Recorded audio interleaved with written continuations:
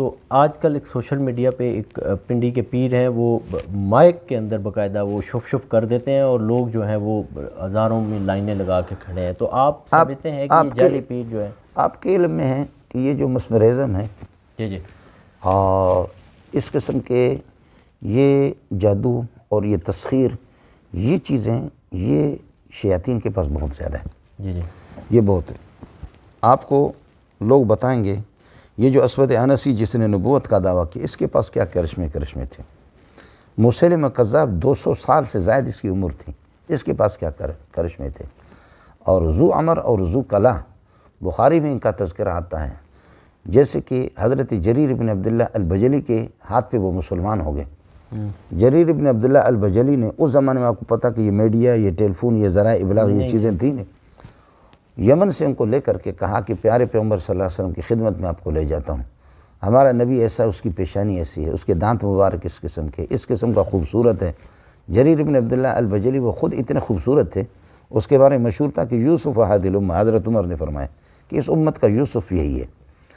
تو جب ان کو لے کر کے ان کے پاس اتنے کرشمے تھے وہ زمانے جاہلیت کے، انہوں نے کہا آپ جس نبی کا تذکرہ کر رہے وہ اتنا خوبصورت ہے تو ہمیں مدینہ نہ لے جاؤ، اس کا انتقال 3 دن پہلے ہو چکا ہے۔ یہ بخاری میں موجود ہے۔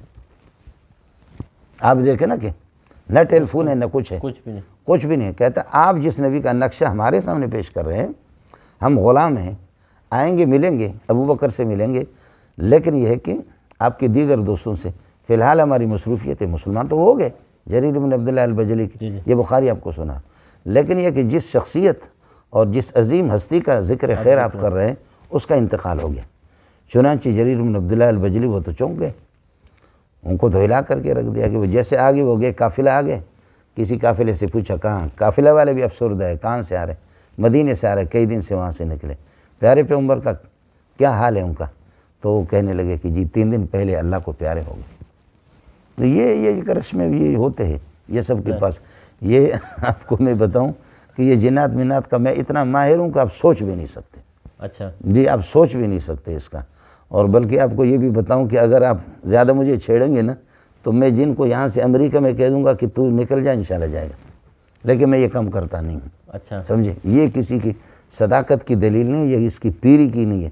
سب سے بڑا پیر جنید بغدادی کے بقول وہ ہے جو نبی کی سنت کا پابند ہو، سبحان اللہ، بالکل ایسے دین کا پابند ہو۔ یہ ہواؤں میں اڑنا، یہ یہودیوں کے پاس اس وقت جو جادو ہے ہواؤں میں اڑنا، یہ ہندو بھی اڑتے رہے ہیں۔ اور یہ جو ہمارے مشائین اور اشراقیین جو فلاسفہ کے 2 طبقے ہیں، ان کی تفصیلات میں جا کر کے فیثاغورس، بطلیموس، اور یہ آپ کو بتا دوں گا تو آپ حیران ہوں گے ان کے پاس کیا سے کیا کرشمے نہیں تھے۔ یہ ساری چیزیں کوئی ایسی ان کی حیثیت نہیں ہے۔ پیر کی زندگی کو دیکھو، نماز بھی نہیں پڑھتا، قرآن و سنت سے واقف بھی نہیں ہے، لیکن ماشاءاللہ اس کی کرامتیں دیکھیں، وہ کرامت نہیں ہے، اور اپنے منہ سے وہ کہتے ہیں جی میں تو بڑی میری